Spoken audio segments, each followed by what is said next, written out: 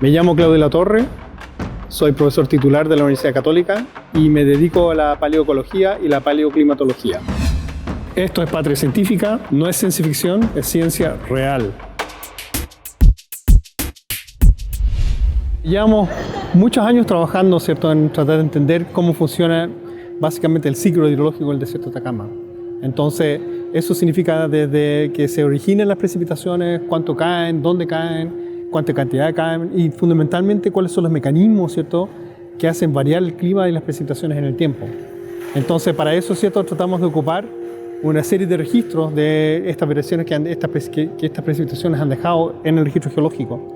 Entonces, entre ellos, ¿cierto?, están, por ejemplo, depósitos de hojarasca que todavía están preservando el desierto, y también estas paleomadrigueras de roedores que le llamamos eufemísticamente, ¿cierto?, a estos depósitos básicamente hechos por ratones en cuellos aleros, que son un montón básicamente de pipí, heces, ¿cierto?, con restos vegetales incluidos, que nos permiten entender y reconstruir, ¿cierto?, cómo han cambiado los ecosistemas del desierto a través del tiempo.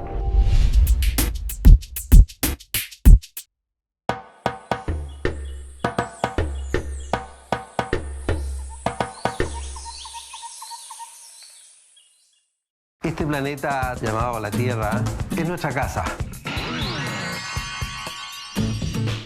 Por eso hemos llamado la desertificación la silenciosa agonía de la naturaleza. No hay ningún animal que agreda a su ambiente. El ser humano es el único. Una disminución aceleradísima de los recursos vivientes del planeta. Siempre la vida ha tenido la posibilidad de recomponerse.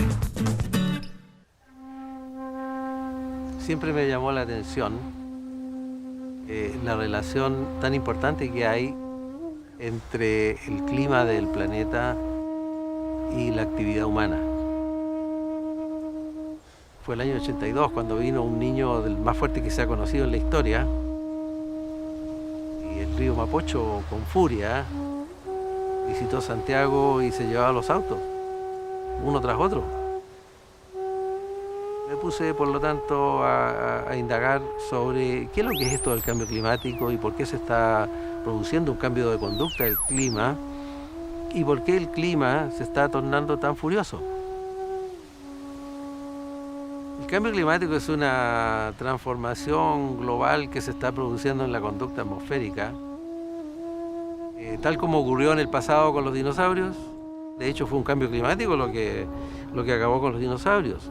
Un cambio climático inducido por la llegada de un meteorito, pero que cambió por completo la conducta de la atmósfera. Por lo tanto, el meteorito ahora lo estamos fabricando nosotros mismos.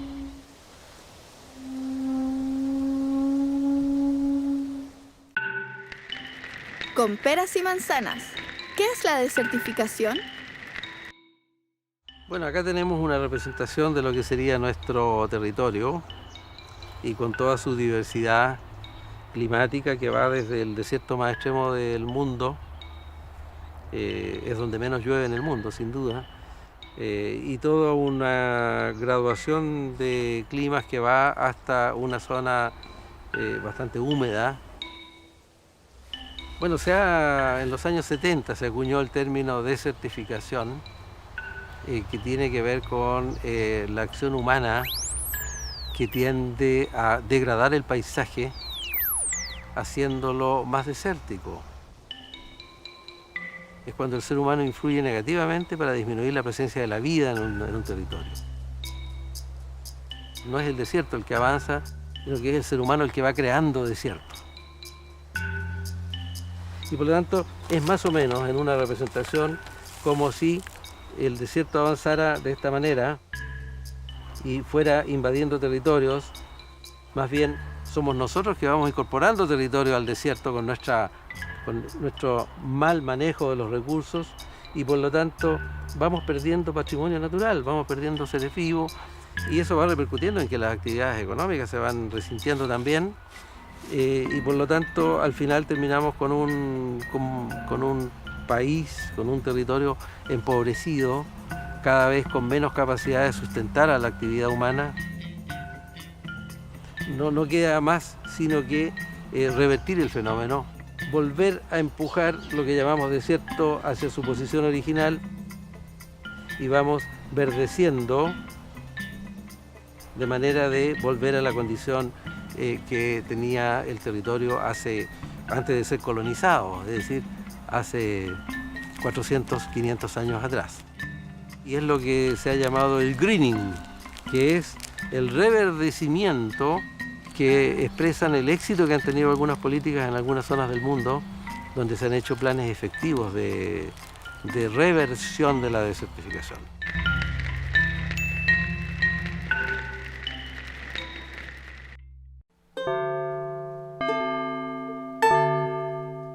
Chile tiene cifras que son preocupantes, del orden del 60% de su territorio muestra cierto grado de desertificación.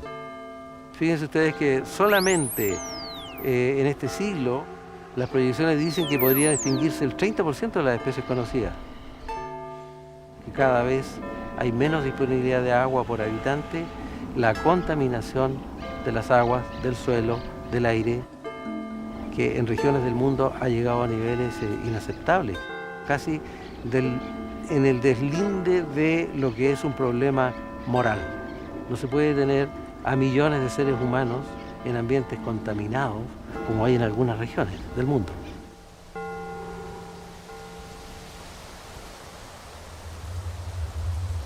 El ser humano se distingue del resto de las especies que lo acompañan en el planeta gracias a que tiene 1 kilo de neuronas que le permiten pensar y por lo tanto anticiparse a los hechos.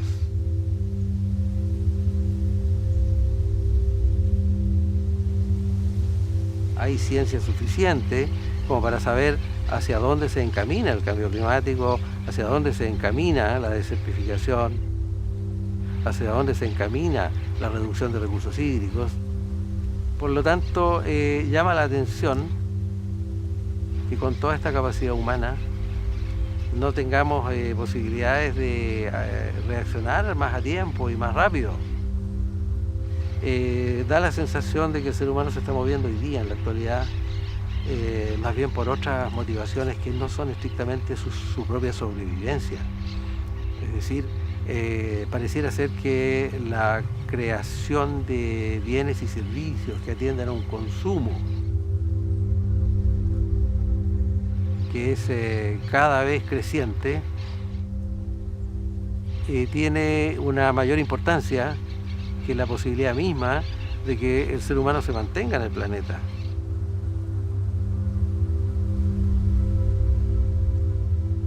O sea, estamos pidiendo crédito a la naturaleza para seguir sustentando un modo de vida fuertemente basado en el consumo de recursos naturales, que el planeta no lo puede sustentar.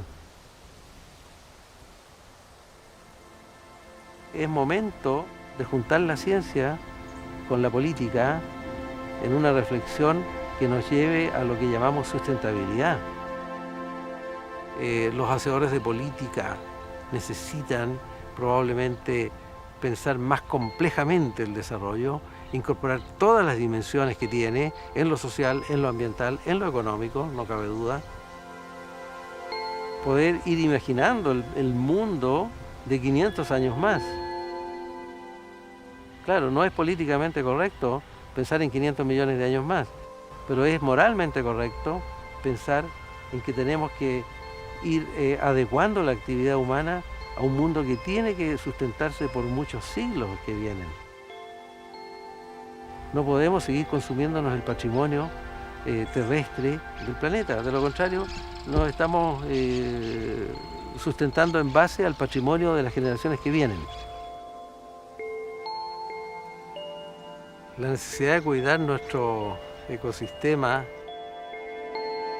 nace de la necesidad de cuidar nuestra propia vida. Es decir, el ecosistema es nuestro nicho, es donde vivimos. En la medida que cuidemos el ecosistema, nos estamos cuidando a nosotros mismos y sobre todo estamos cuidando la integridad de nuestros propios hijos y de las generaciones que vienen.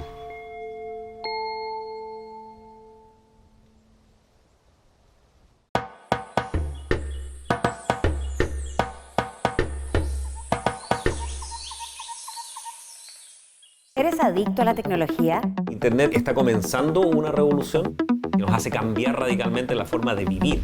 ¿Te cambiaron el mundo y ya no sabes cuál será tu lugar en el futuro? Los niños y las niñas que entraron este año a primero de básica, cuando salgan de su colegio, van a encontrarse con trabajos que hoy día ni siquiera existen. El universo digital llegó para quedarse entre nosotros. Ven a comprenderlo en Por la Razón y la Ciencia.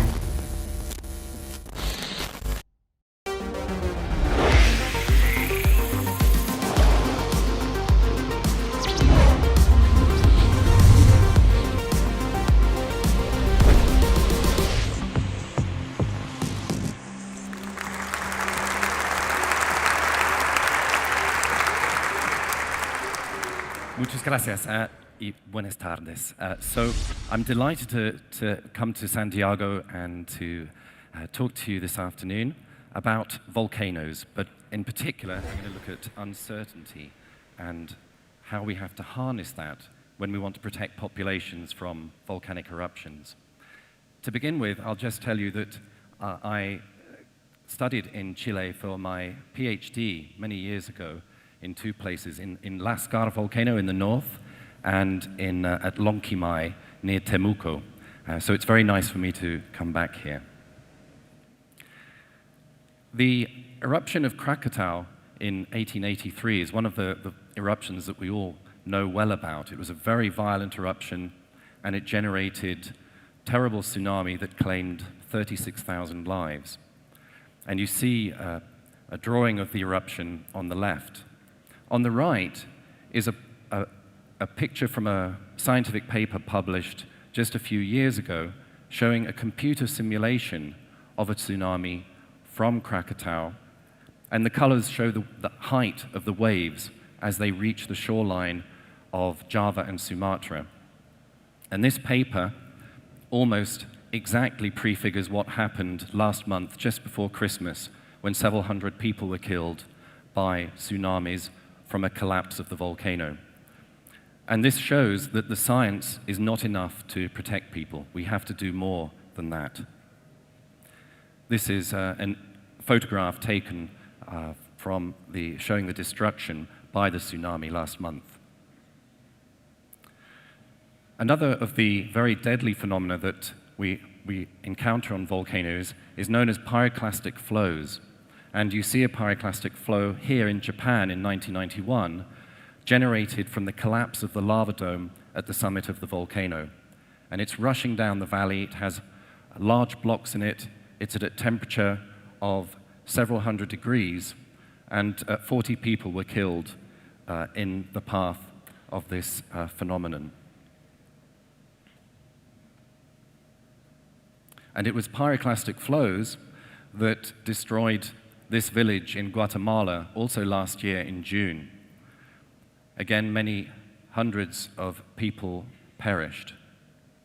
This volcano had been active frequently over the last decades. It was a well-studied volcano. There'd been plenty of monitoring, and yet still a tragedy happens. How do we do better?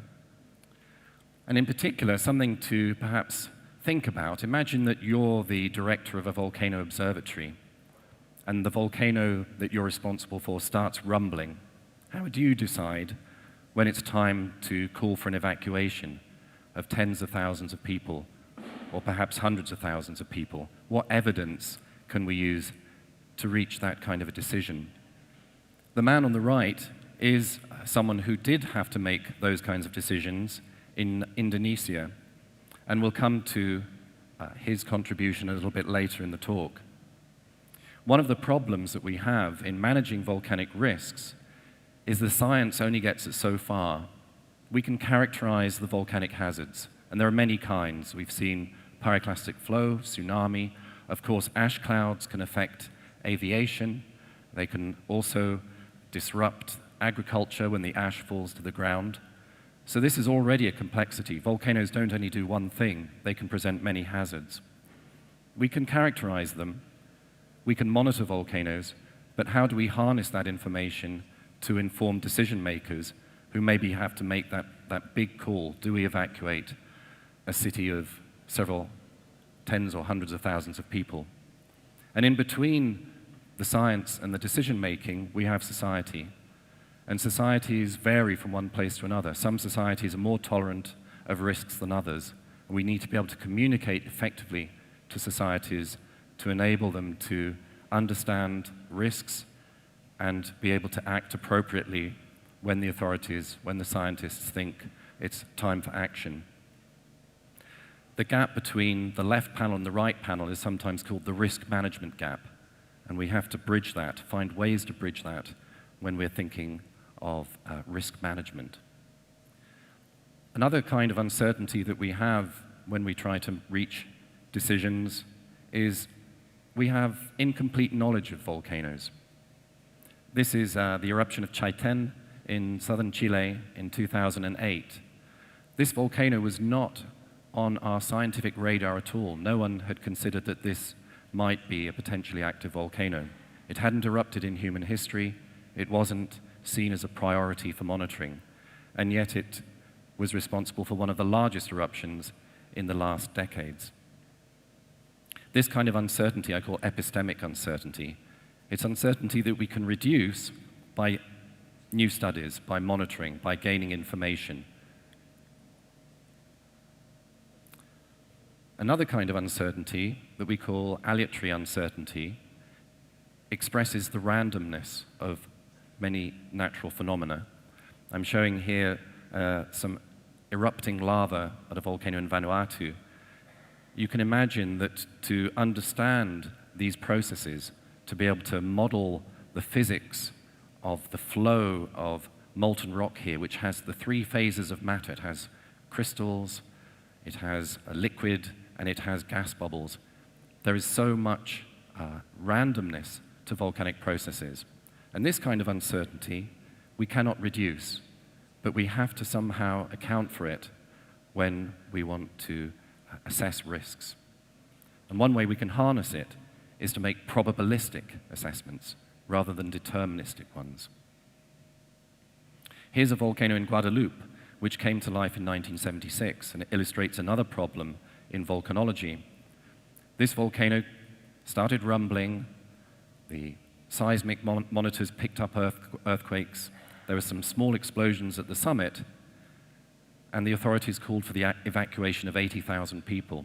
That's a huge disruption on people's lives and livelihoods. They're no longer participating in the economy.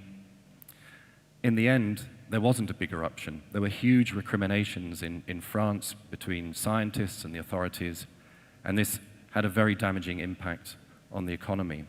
The problem is, worldwide, perhaps only 10 to 20% of the cases of unrest of volcanoes that we monitor and observe culminate in an eruption. How do we decide whether our rumbling volcano is really going to do it this time? This graph is illustrating earthquake data collected on the island of Montserrat in the Caribbean. This volcano came to life in 1995 for the first time in recorded history, and even to this day it is exhibiting unrest. The volcano is still deforming. And in the green and red, pink panels here, you see phases of activity of the volcano. In pink, you see phases when the volcano was actually erupting. Lava was being extruded at the summit of the volcano. It produced pyroclastic flows, mud flows, many hazardous phenomena. But then it stopped. And then it started again, and then it stopped, and then it started again. This is a very difficult situation for risk management, not least because on that kind of a time scale, there are many changes in the political authorities. On Montserrat, the governor changed, the UK government changed, the government of Montserrat changed. This kind of time scale is very difficult to generate a consistent policy over. And as we saw in the case of Montserrat, and in many other volcanoes, catastrophe often strikes after the population has become inured to the risk, once people have become complacent. Imagine having to live in an evacuation center or in a church or in a mosque while you see that your home, your land is still intact. The volcano is rumbling. And what is shown on this graph is the number of fatalities from volcanic eruptions from the last century or so, plotted against the time from the onset of the eruption to when the fatalities occurred. You see very early on, in timescales of hours, there is a big peak in fatalities, and that represents volcanoes that came to life very suddenly. There wasn't enough warning to get people out of harm's way. But you can see even bigger peaks in the curve where the deadly phase of the eruption has happened months or even years after the eruption started. This is because people have gone back to their territories and then they've been hit by a major event.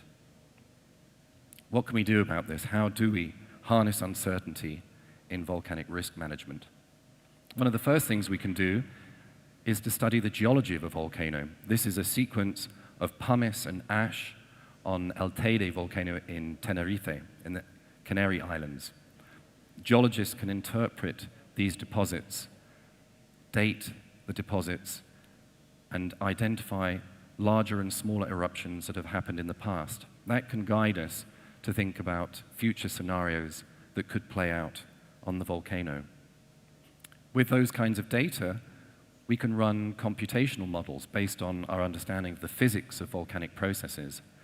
The example shown here is for the volcano Vesuvio in Italy, near Napoli.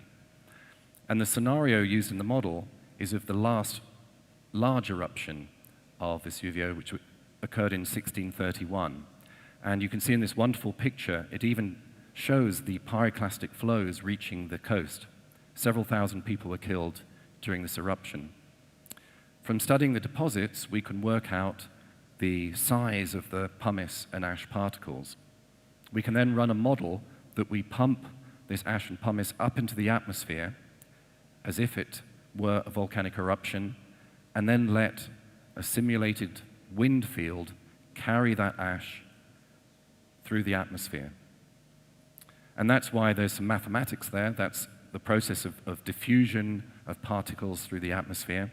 We can run the model, and the model will simulate where will the ash fall out on the ground. We've got a hazard model now. We can convert that to a risk model by thinking about how much ash do we need to accumulate on the roofs of buildings to cause structural damage. So this is a way from taking geology, an understanding of the physics of volcanic processes, and testing a scenario of what could happen in the future.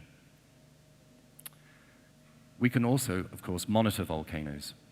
This is my favorite volcano in Antarctica, Mount Erebus, where I spent 13 of the austral summers, and you can see an array of our monitoring equipment. Just yesterday, I was at the Observatory of the Southern Andes and visited this extraordinarily wonderful facility in Temuco. They're monitoring all the volcanoes of Chile, and as you know, that's a lot of volcanoes at this nerve center. And all of those screens, these are all computer screens with live monitoring data, seismic data, gas emissions, the changing shape of the volcano. This is part of the short-term monitoring and hazard assessment that is carried out and is vital if we want to detect the signs that a volcano is coming back to life and if it's becoming more threatening. I wanted to give you an example of how monitoring data are actually used. And if you remember the Indonesian man I showed you at the beginning, Surono is his name, this was the crisis that he was responsible for, the eruption of Merapi in 2010. Merapi is a very densely populated volcano. You see in that nighttime photograph just how urbanized it is around the volcano. And the timeline that I'll show you on the left is showing a number of monitoring parameters, all earthquake data, but of different kinds of individual earthquakes. And we're going to scroll through time. We're currently in the beginning of September of 2010. And you can see that by mid-September, the seismic activity is building up. So the scientists are already taking a look at this, but the volcano has been at level 1 of alert up until now. That's the lowest level of alert of the volcano. But things pick up some more, and they raise the alert level to number 2. they pick up even more, and now you can see that the trend of seismicity is almost becoming exponential.